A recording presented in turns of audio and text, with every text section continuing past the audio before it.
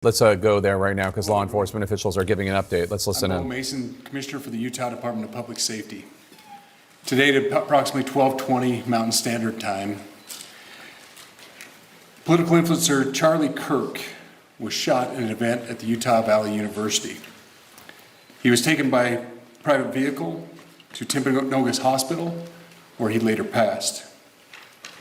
The Utah Department of Public Safety will be co-leading this criminal investigation to find this killer, along with the Federal Bureau of Investigation. We're working in unison with the County Sheriff's Office, the local police department, and the University Police Department, all of which have been very cooperative and fully engaged in this process. Here's what we know tonight, and I wish it weren't this story. According to the Associated Press and multiple major outlets, Charlie Kirk, 31 years old, and the founder of Turning Point USA, was shot while speaking at Utah Valley University in Orem and later pronounced dead.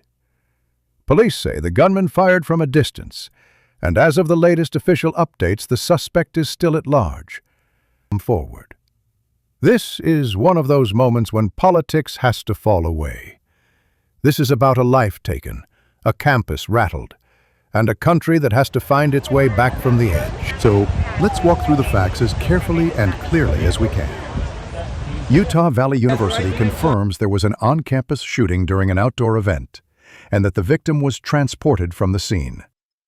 Reporters on the ground and state officials say Kirk was hit by a single round while addressing students in a quad area near the Losi Center, which sits above an open plaza. The vantage point details are still being reconstructed by investigators, but the working understanding is that the shot came from some distance, which helps explain the immediate confusion in the crowd and the rapid lockdown orders that followed. If you were on campus and recorded anything in that time window, authorities want to see it. Within minutes of the gunshot, students and attendees fled. Local stations and national desks began carrying raw video of people running for cover, and first responders moved in. Kirk was rushed away by security and medics. AP, ABC News, and The Guardian have since reported that he did not survive. Utah's Governor, Spencer Cox, said he is receiving constant briefings and pledged that those responsible will be held fully accountable. For our state, it's a tragic day for our nation. And I want to be very clear that this is a political assassination. We are celebrating 250 years of the founding of this great nation. That founding document, the Declaration of Independence, that this great experiment on which we embarked together 250 years ago, that we are endowed by our Creator with certain unalienable rights. The first one of those is life. And today, a life was taken. Charlie Kirk was first and foremost a husband and a dad to two young children.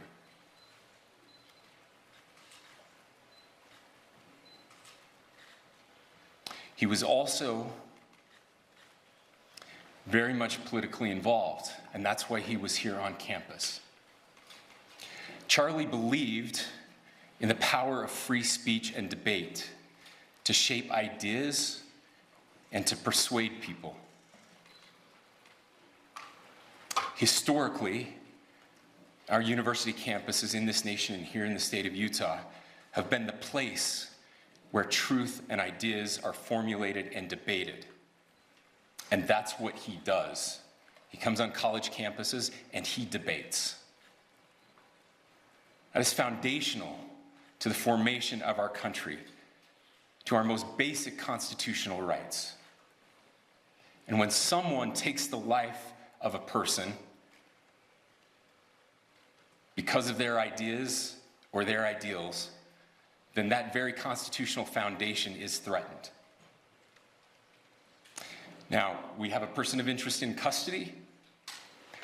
The investigation is ongoing. But I want to make People get hurt when we rush. You are going to hear a lot of takes about what this means for politics. Let's keep our feet on the ground. Charlie Kirk was one of the most visible conservative organizers in the country. and Utah Valley University was the first stop on a new campus tour. Axios reports there was already intense debate surrounding these appearances, including petitions on other campuses. That is the democratic clash of ideas. It is supposed to happen with microphones and counter-programming, not with rifle fire. We can hold that line together. What about the timeline? Late afternoon local time, the event starts.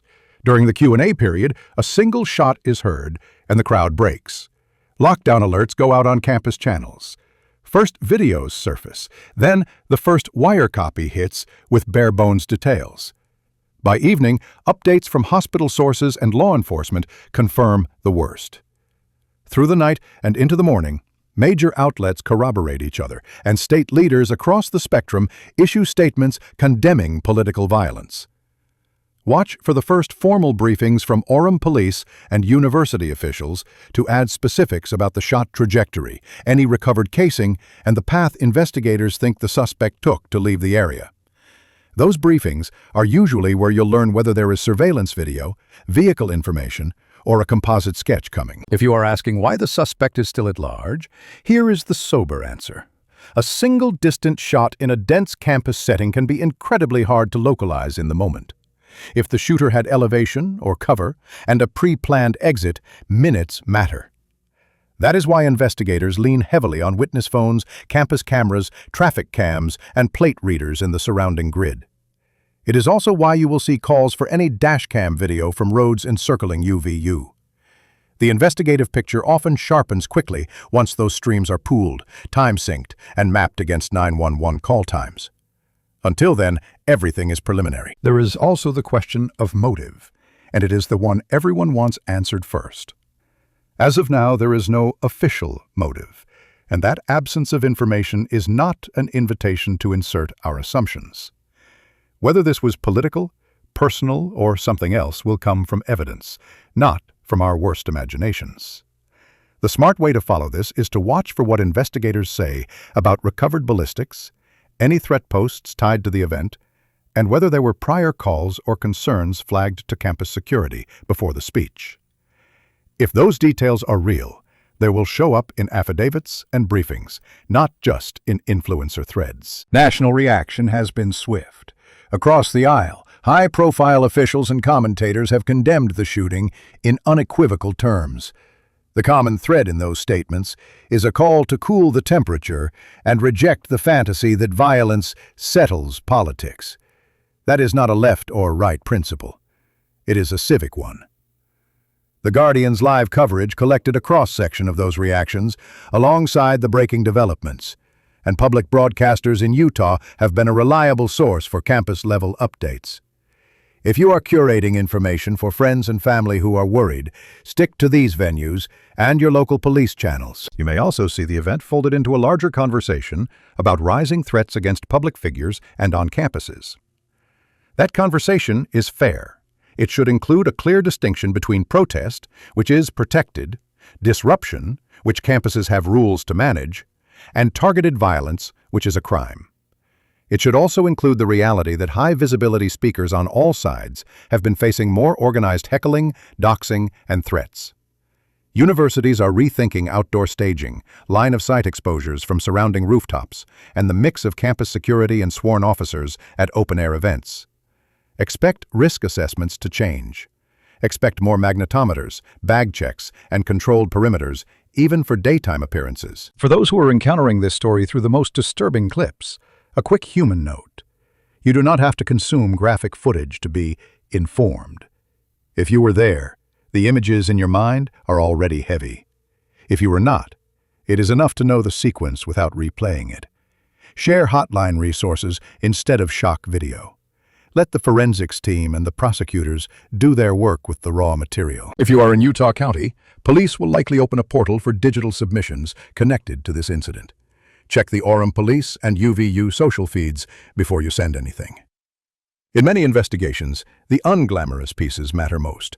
A short clip of a stairwell after the shot, a car leaving a faculty lot a few minutes earlier than expected, a clear still of a face in a window.